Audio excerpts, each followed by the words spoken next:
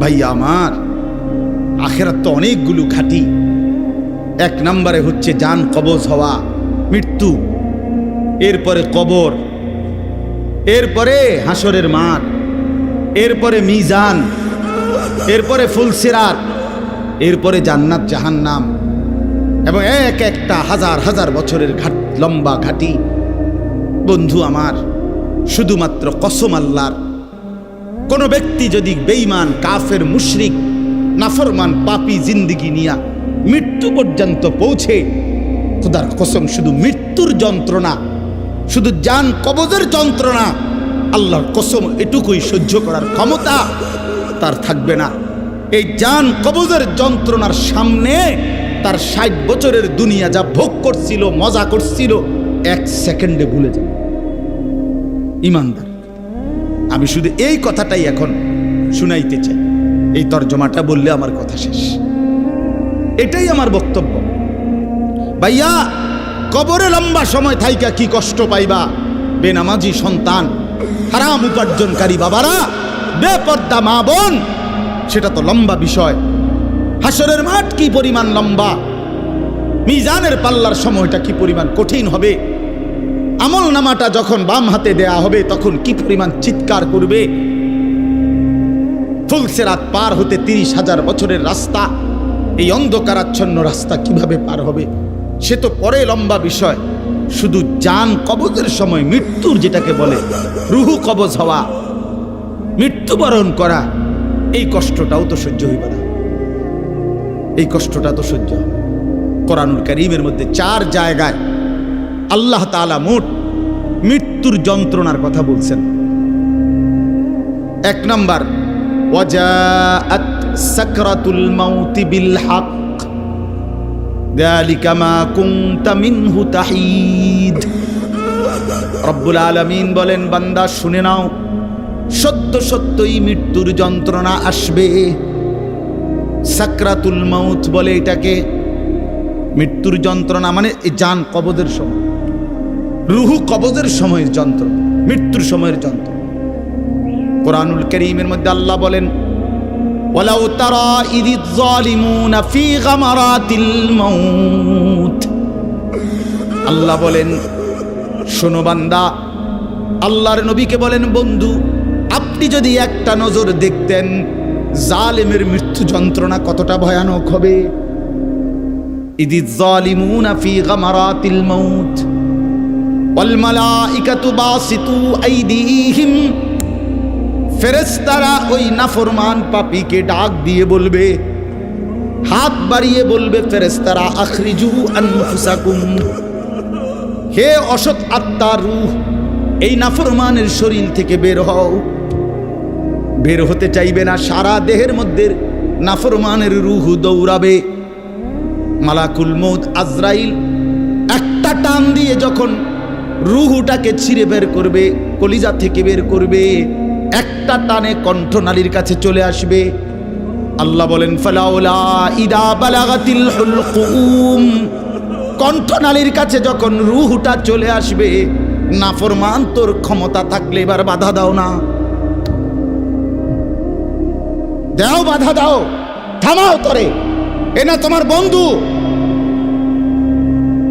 এ না তোমার বাপ, থামাও এরে, এ তো মরে যাচ্ছে, তারে ধরে রাখো, ধরে রাখো।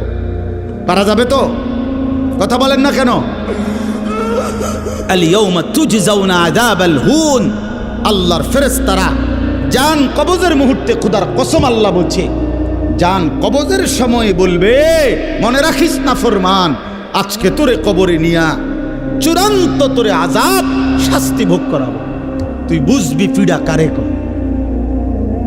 মাস্তানি, মাতবরি, সুদের টাকা, ঘুষের টাকা, বাটপারি, চিটারি, অহংকার, দম্ভ, তুই আয়, আয় না ফরমান, তোর এখন দেখাবো। আল ইয়াউমা তুজজাউন, আজকে দেখাবো আযাবাল হুন, লাঞ্ছনা কর আযাব। আও, কবরের প্রথম ঘন্টা, কবরের প্রথম ঘন্টাতেই তুমি বুঝবা আখিরাত কত কঠিন।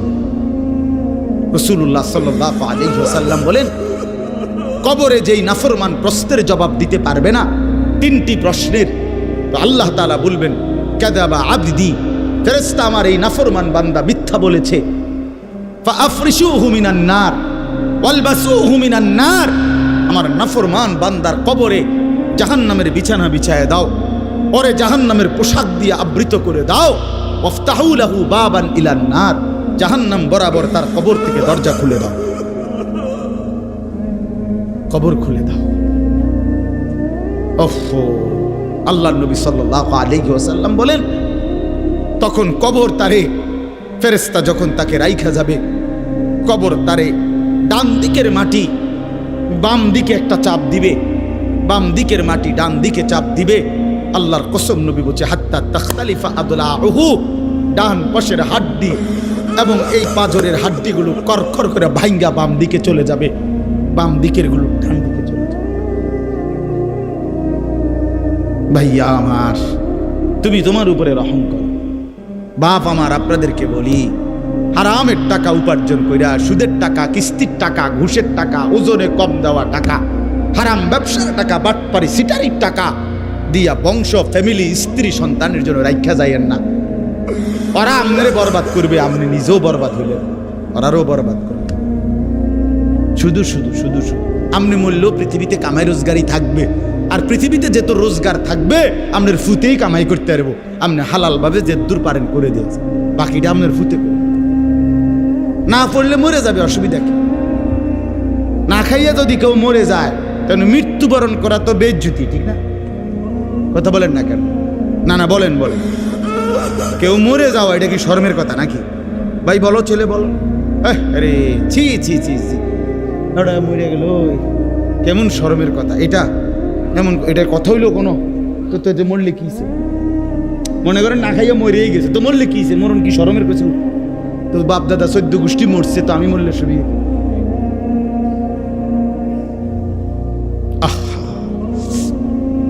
এজন্য বন্ধু, আল্লাহ তাআলা বলছেন ওয়ালাউ তারা ইযিয যালিমুন, এই শোনেন বন্ধু, আপনি যদি একটা নজর দেখতেন। আমরা তাফসীরে কিতাবে পড়ছি, আত-তাযকিরা, ইমাম কুরতুবী রাহমাতুল্লাহ আলাইহির কিতাব আত-তাযকিরা ফি আহওয়ালিল মাউতা ফিল আখিরা, অনেক সুন্দর কিতাব, বাংলা অনুবাদ হয়েছে মৃত্যুর ওপারে। ইমাম কুরতুবীর খুব সুন্দর, অনুবাদটাও অসাধারণ।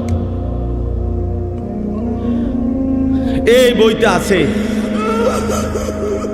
ইব্রাহিম আলাইহিস সালাম একবার আজরাইলকে বলছিল, মালাকুল মউত আজরাইল, নাফরমানের জান কবজ করবার সময় তুমি যেই চেহারাটা হয় তোমার, ওটা আমার একটু দেখাও। মালাকুল মউত আজরাইল বলছিল, হে আল্লাহর নবী, কসম আপনি এটা দেখতে চাইেন না, আপনি সহ্য করতে পারতেন না। ইব্রাহিম আলাইহিস সালাম বললেন, না মা আজরাইল, আমি এটা দেখুমই, তুমি আমারে দেখাও একটা নজর। মালাকুল মউত আজরাইল কোন পাপী ব্যক্তির জান কবজের সময় যেই বিভৎস কুৎসিত আকৃতি ধারণ করে, আল্লাহর কসম ওই আকৃতি যখন ধারণ করছেন ইব্রাহিমের সামনে, ইব্রাহিম নবী সাল্লাল্লাহু আলাইহি সাল্লাম একটা চিৎকার মাইরা বেহুশ হয়ে গেছে। লম্বা সময় পরে যখন হুঁশ আসছে, তো আমি নিজে পড়ছি কিতাবে, আরবি কিতাবে, ইব্রাহিম আলাইহিস সালাম আল্লাহকে বলছে, আল্লাহ আপনার জাতের কসম মাওলা, কোন নাফরমান পাপী তার কবরের আযাব, আখিরাতের আযাব, জাহান্নামের আযাব কিছুই লাগবে না, শুধু মালাকুল মউত আজরাইলের এই বিভৎস দৃশ্য যদি সে একবার দেখে, তো তার 60 বছরের নাফরমানির শাস্তির জন্য এটাই যথেষ্ট।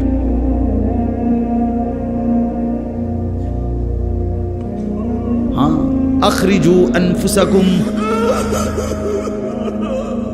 এখানেও আল্লাহ তাআলা এই কথাটা বলছে, ফালাউলা কাল্লা ইদা বালাগাতিত তারাকিয়া। আল্লাহ তাআলা বলেন, কখনোই না বান্দা, অর্থাৎ কোনোভাবেই থামাইতে পারবে না, ইদা বালাগাতিত তারাকিয়া, প্রাণ যখন, রূহ যখন কলিজা থেকে ছিঁড়ে ফেরেশতা মালাকুল মউত টান মারবে, যখন কণ্ঠনালীতে পৌঁছে যাবে, তখন আর কোনো নাফরমান, কোনো তওবা, কোনো ইস্তিগফার, কোনো চিৎকার, কোনো ঝাড়, কোনো ফুক, কোনো ডাক্তার, কোনো কবিরাজ, কোনো বৈদ্য, কোনো কিছু দিয়েই আর নিজেকে ফিরাইতে পারবে না। ইদা বালাগাতিত তারাকিয়া,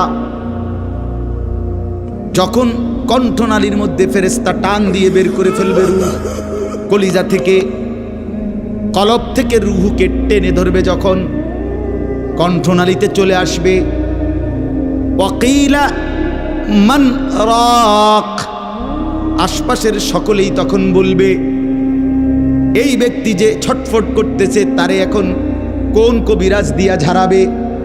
সবাই ডাক্তার, কবিরাজ, বৈদ্য, ওঝা খুঁজবে, দেখো না কার কে পরিচিত আছে, ডাকো, আরে বাঁচাইবার চেষ্টা করো। ওয়ান্না আন্নাহুল ফিরাক, আল্লাহ বলে কিন্তু ওই ব্যক্তি ঠিকই বুঝে ফেলেছে আজকে তাকে নিশ্চিত এই পৃথিবী থেকে বিচ্ছিন্ন হতে হবে। আত্মীয় স্বজন তারা যদিও ডাক্তার কবিরাজের জন্য চিল্লাচিল্লি করছে, কিন্তু লোকটা নিজেই বুঝে ফেলবে আন্নাহুল ফিরাক, তাকে এখন এই দুনিয়ার মায়া থেকে বিচ্ছিন্ন হইতেই হবে। কারণ মালাকুল মউত তো রূহটা ছিঁড়া ফেলছে, কলিজা থেকে টান দিয়া ফেলছে, আর তো ফেরত যাবে না, আর তো ফেরত যাবে না। ইন্নাল্লাহা ইয়াকবালু তাওবাতাল আবদি মা লাম ইউগারগির, নবী সাল্লাল্লাহু আলাইহি ওয়াসাল্লাম বলেন নিশ্চয়ই আল্লাহ তাআলা বান্দার তওবা কবুল করেন যতক্ষণ পর্যন্ত না মৃত্যুর গড়গড়া শুরু হয়, ওর আগ পর্যন্ত। ফেরেশতা টান দিলে মৃত্যুর যখন গড়গড়া শুরু হয় তখন যদি কোনো বান্দা তওবা করে আল্লাহ তাআলা সেই তওবা কবুল করে না। এবারে দম টানে, একেবারে সোজা হইয়া গেছে। এই সময় হুজুর আনছে 200 টাকা দিয়া, হুজুর আব্বারে গুদ্দুর বেহেশত বুঝ কইরা দেন, তওবা ফরাইয়া দেন, তওবা। এই সারা জিন্দিগির সিটারি বাটফারির তওবাটা এই 200 টাকা দিয়া আব্বারে মিল কইরা দেন। হ্যাঁ, বেহেশত দিয়া দিব। বেহেশত হুজুরের আব্বার সম্পত্তি। হ্যাঁ, কথা বলেন না কেন? বেহেশত হুজুরের বাপের সম্পত্তি। এটা তো এটা কি ধরনের তওবা, কিসের তওবা এটা? এই ব্যাটার তো কোনো এহসাসে নাই। আরে বোঝেন নাই আমার কথা? তার তো কোনো অনুভূতিই নাই, হে তো লড়েও না, বুঝেও না, হে তো জানে না কিসের করছে, কি করতেছে। আল্লাহ তাআলা বলছে ওয়াল্লাযীনা ইযা ফাআলু ফাহিশাতান আও যালামু আনফুসাহুম যাকারুল্লাহ ফাস্তাগফারু লিযুনুবিহিম। আল্লাহ বলছে আমার বান্দা যত বড় নাফরমানি করুক, করতে করতে যদি বড় থেকে বড় জুলুমও করে, কিন্তু তৎক্ষণাৎ যদি আমি আল্লাহকে স্মরণ করে আর আমার কাছে 2 হাত তুলে মাফ চায়, পিছনের গুনাহ যদি ছেড়ে দেয় আর করবে না যদি ওয়াদা দেয়, খোদার কসম কোরআনে আছে, আল্লাহ বলেন বান্দা আমি পুরাপুরি 100% মাগফিরাত দিয়ে দেব, পুরা মাফ। উলাইকা জাযাউহুম মাগফিরাতুম মির রাব্বিহিম। যখন তোমার বুঝ ছিল তখনই তুমি তওবা করছিলা, ঠিক আছে, কিন্তু যখন মৃত্যুর যন্ত্রণা শুরু হয়ে যায় তখন আর তওবা কবুল হয় না। ওয়ালাইসাতিত তাওবাতু লিল্লাযীনা ইয়ামালুনাস সাইয়্যাত হাত্তা ইযা জাআ আহাদাহুমুল মাউত ক্বালা ইন্নী তুবতুল আন। এই যে কোরআন শরীফের আয়াত, আল্লাহ বলেন ওই ব্যক্তির তওবা নয়, পুরা জিন্দেগি নাফরমানি করেছিল, অতঃপর যখন মৃত্যুর সময় আসলো আজরাইল উপস্থিত হলো, এখন বলতেছে আমি আল্লাহ এখন তওবা করলাম। আল্লাহ বলে না বান্দা, এমন তওবা হবে না। তাইলে তওবা করবেন কখন? এখন। কখন বাবা? এখন, আজ দিমাগ আছে যখন, আকল আছে যখন, বুঝ আছে যখন। আল্লাহ আমাদেরকে বুঝার তৌফিক দান করেন। ওয়ালতাফাতিস সাকু বিসাক, আল্লাহ বলেন নাফরমান তখন ভয়ে আর আতঙ্কে মালাকুল মউত তাকে টেনে বের করছে। আজরাইল এসে সামনে দাঁড়ানোর সাথে সাথে নাফরমান এই পরিমাণ ভয় পেয়ে গেছে। ওয়ালতাফাতিস সাকু বিসাক, 2টা পায়ের গোসা, মানে পায়ের গোসা বোঝেন না, গোড়ালি নিচের অংশ আর কি, জুতা পরি আমরা যেটা, এই গোসা আল্লাহ বলেন এক গোসার সাথে আরেক গোসা, মানে 2 পাও এইভাবে মিল্লা গেছে, এটা যে একটু নড়াবে, একটু একটার উপর একটা উঠাবে অথবা কদ্দুস সরাবে, ভয়ে আতঙ্কে আল্লাহ বলেন নাফরমান, এটাও ভুলে যাও। পাউটা নাড়াবার ক্ষমতাও ইলা রাব্বিকা ইয়াউমা ইদিনিল মাসাক। আল্লাহ তাআলা বলেন এই অবস্থাতেই আমি আল্লাহর কাছে ফিরতে হবে, ফিরতে হবে। মৃত্যুর ভীষণ বড় যন্ত্রণা হবে। অর্থাৎ এখানে ফেরেশতা প্রথম তো টান দিবে, ফুলের মতো ছিঁড়া ফেলবে। ফুল যেভাবে গাছ থেকে ছিঁড়ে ফেলে, কলিজা থেকে রুহ তো ছিঁড়ে ফেলবে, কণ্ঠনালীর কাছে আটকায়া যাবে। তখন সে বারবার চেষ্টা করবে নিজের রুহ ফেরত নিতে, কিন্তু ফেরত নিতে পারবে না। আল্লাহ তাআলা বলেন মৃত্যুর মারাত্মক সাকরাতুল মউত তখন শুরু হবে, ভীষণ যন্ত্রণায় শরীর পাওটাও নাড়াইতে পারবে না। এই অবস্থাতেই, এই জোরাজুরি টানাটানি অবস্থার মধ্যেই তাকে আল্লাহর কাছে ফিরতে। এবার আল্লাহ শেষ কথা বলে, এবার শুনো বান্দা, এই নাফরমানের মৃত্যু যন্ত্রণা এতটা ভয়ানক কেন হলো এই লোকটার? আল্লাহ তাআলা বলেন ফালা, ওই ভাই ছেলেরা শোনো ভাই, আবার শোনো। যাই ধমকাইছি, খোদার কসম দুশ্মনী নিয়ে ধমকাই নাই, তোমার সাথে কোনো বিদ্বেষ নিয়ে ধমকাই নাই, কলিজা ভরা এটুকু ফিকির নিয়েই বলি যে এক ছেলে বদলে যাক, একটা নওজোয়ান বদলে যাক। সারা দিনের চিৎকার চেঁচামেচির দ্বারা, এই দিবানিশির এই বলার দ্বারা যদি একটি বাচ্চাও, একটা ছেলেও, একটা কিশোর, একটা যুবক, একটা তরুণ, একটি মুসলমানের মা মেয়ে যদি বদলায়, হতে পারে ওই একজনের উসিলা আল্লাহ আমাদেরকে মাফ করে দেবে। এই আশায় ভাইয়া, এই আশায় যুবক ভাইয়া, তোমরা ইসলামের দিকে ফেরা দরকার, তোমরা আল্লাহর দিকে ফেরা দরকার। চারিদিকে সারা পৃথিবী জুড়ে সমস্ত ষড়যন্ত্র ইসলামের বিরুদ্ধে, মুসলমানের বিরুদ্ধে। তোমরা দেখছো ভাইয়া, গাজার মধ্যে মুসলমানের রক্তে ভাসতেছে, ফিলিস্তিনে মুসলমানের রক্তে ভাসছে, আজ আবার লেবাননে মুসলমানের রক্তে জমিন ভেসে গেছে। এত রক্ত প্রতিদিন মুসলমানের ঝরছে, এরপরও কেমনে নামাজ না পইরা থাকো? এরপরও কেমনে দুশ্মনের মতো চলাফেরা করো? কার মতো চুল সাজাইলা, কার মতো জামা পরলা, কার মতো নিজেকে পরিচয় দিলা? যেই বেঈমানদের সাথে তোমার চুল, জামা, শরীর, প্যান্ট, কথাবার্তা মিলাইছো, খোদার কসম ওরা তো প্রতিদিন মুসলমানের রক্তে জমিন ভাসায়, প্রতিদিন ভাষায় দিচ্ছে। এটা তো ভাবা উচিত, ভাবা উচিত। সারা দেশে, আমার এই ছোট্ট বাংলাদেশেও কি পরিমাণ ইসলাম এবং মুসলমানদের বিরুদ্ধে ষড়যন্ত্র। আমি গত আগস্ট মাসে উত্তরবঙ্গ ছিলাম, 40 দিন দাওয়াত তাবলিগের সফরে, আল্লাহর রাস্তায় মেহনতে 40 দিন এক চিল্লা সফরে ছিলাম। জুলাই মাসের 31 তারিখ থেকে সেপ্টেম্বরের 9 তারিখ পর্যন্ত। তো ওইখানে দেখছি আমি 10টা উপজেলায় অসংখ্য খ্রিস্টানদের গির্জা, যেখানে প্রতিদিন, কসম আল্লাহ, প্রতিদিন খ্রিস্টানরা, এই ইউরোপ থেকে আসা খ্রিস্ট ধর্মের অনুসারীরা, তারা আমাদের এই বাংলাদেশে, উত্তরবঙ্গে প্রতিদিন আমাদের সমাজে, মুসলমানের সমাজে খ্রিস্ট ধর্ম প্রচার করে 1জন 2জন করে মুসলমানকে খ্রিস্টান বানাচ্ছে। আমি নিজ চোখে দেখছি, কমপক্ষে 50টা গির্জা দেখছি একটি জেলার মধ্যে। 40 দিন 26 জন সাথী দাওয়াত তাবলীগের নিসবতে রাত দিন আলহামদুলিল্লাহ আল্লাহ করাইছে, মেহনত করছে। 16 জন আলেম ছিল আমাদের জামাতে। 40 দিন পরে আলহামদুলিল্লাহ কাকরাইলে যখন আমরা, এই দিনাজপুর এক জেলা থেকে জামাত বের হইছে, আল্লাহই করাইছেন, আল্লাহর দয়ায় পরবর্তীতে আমাদের এই জামাত আমরা নিয়ে আসছি। 40 দিনের জন্য আবার বের হইছে শুধু দিনাজপুরের, আমরা যেটুকু অঞ্চলে মেহনত করছি ওই থেকে 950 মানুষ, 63টা জামাত। আলহামদুলিল্লাহ আল্লাহ করাইছে, আল্লাহ করাইছে। তো এজন্য বললাম, প্রতিনিয়ত আমাদের পার্বত্য চট্টগ্রামের হালাত খবর নেন, কি হচ্ছে। একদিন ঘুম থেকে শুনবেন উঠে পার্বত্য চট্টগ্রাম আর আমাদের কাছে নাই। গোটা বাংলাদেশে, পুরা বাংলাদেশ যত বর্গ মাইল, এর 3 ভাগের 1 ভাগ হলো পার্বত্য চট্টগ্রামের 3টা জেলা। বুঝেন নাই কথাটা আমার?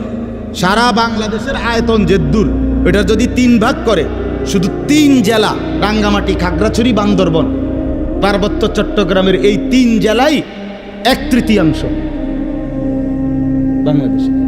বুঝেন হিসাব? হ্যাঁ, পুরা উত্তরবঙ্গ প্রতিদিন কাফের কাদিয়ানি, প্রত্যেক দিন তারা মুসলমানদেরকে কাদিয়ানিতে বানানোর জন্য তাদের কার্যক্রম করছে, অসংখ্য মানুষ। অথচ সারা পৃথিবীর মুসলমানের কাছে, ওলামায়ে কেরামের কাছে, সারা পৃথিবীর মুসলমানের কাছে একথা স্পষ্ট অকাট্য যে কাদিয়ানিরা 100 কাফের, 100 কাফের, 100 কাফের, 100% কাফের। কাদিয়ানি একটি ভিন্ন ধর্ম, ইসলাম একটি ভিন্ন ধর্ম। ইসলাম এবং কাদিয়ানিয়াত এক ধর্ম হইতে পারে না, এক ধর্ম হইতে পারে। প্রকাশ্য কাফের, প্রকাশ্য কাফের। জানো না মিয়া, এই বেঈমানরা নিজেদেরকে আহমদিয়া মুসলিম বলে। কিসের আহমদিয়া মুসলিম? মুসলমান তো মুসলমান। কোরআনে আল্লাহ বলছেন হুয়া সাম্মাকুমুল মুসলিমিন। আল্লাহ তাআলা বলছে তোমাদের নাম তোমাদের পিতা ইব্রাহিম রেখেছেন মুসলমান। আবার আহমদিয়া মুসলমান কিতা? আলগা শব্দ লাগালা কেন? মুসলমান তো মুসলমানই, এটার লগে আবার আলগা টাইটেল লাগানোর কি দরকার আছে? সাদা মুসলমান, কালা মুসলমান, হ্যাঁ চিটেঙ্গা মুসলমান, এটা কিতা? এটা কোনো দরকার আসেনি? আপনি বলেন না, মুসলমান তো মুসলমান। ওয়ামান আহসানু কাওলাম মিম্মান দাআ ইলাল্লাহ ওয়া আমিলা সালিহান ওয়া ক্বালা ইন্নানি মিনাল মুসলিমিন। এই যে আল্লাহ বলছে সর্বোত্তম মানুষ, সর্বশ্রেষ্ঠ মানুষ হলো 3 ব্যক্তি। 1 নম্বরে যে মানুষকে আল্লাহর দিকে ডাকে, 2 নম্বরে যে যাবতীয় নেক আমল করে, 3 নম্বরে সর্বদাই যে নিজেকে মুসলমান পরিচয় দেয়। কি পরিচয় দেয়?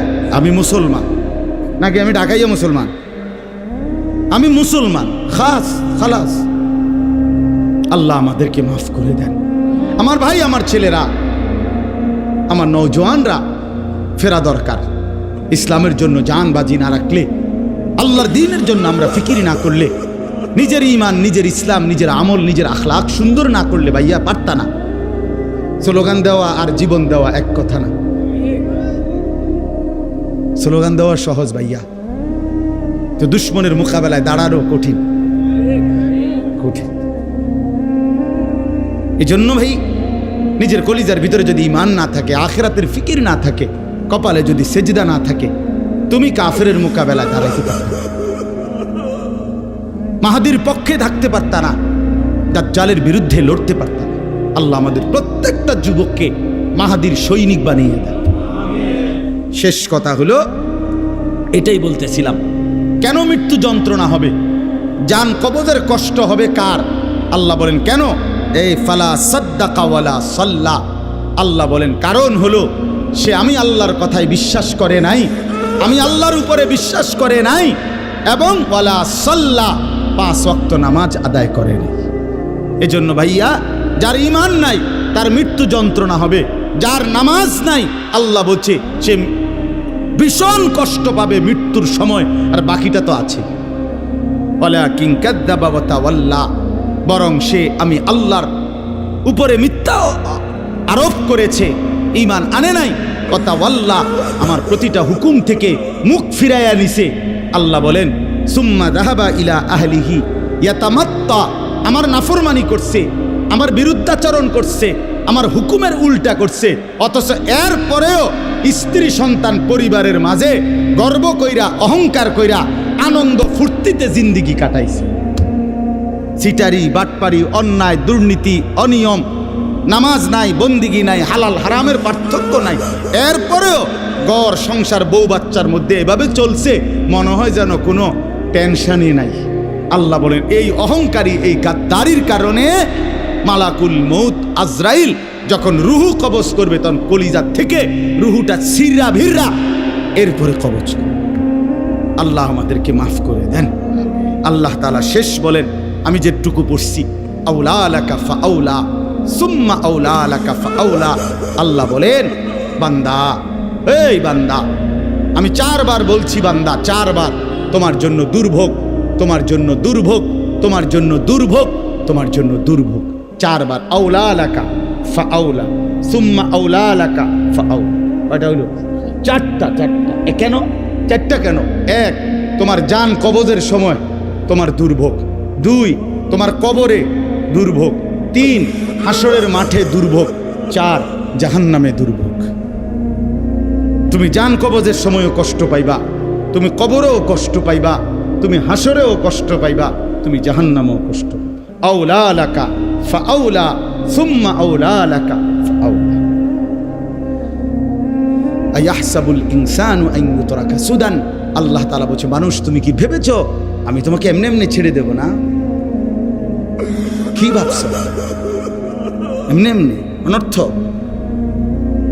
কোন উদ্দেশ্য ছাড়াই আমি তোমার এমনি বানাইছি না। ফাহাসিবিতুম আন্নামা খালাকনাকুম আবাসা।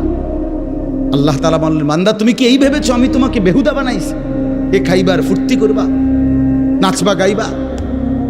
না ভাই, আল্লাহ তাআলা আমাদের প্রত্যেককে ঈমান দান করেন, তাকওয়া দান করেন, গুনাহ থেকে বাঁচবার মতো হিম্মত দান করেন। আল্লাহ তাআলা আমাদের প্রত্যেককে 5 ওয়াক্ত নামাজ জিন্দেগি সুন্দর করার তৌফিক দান করেন।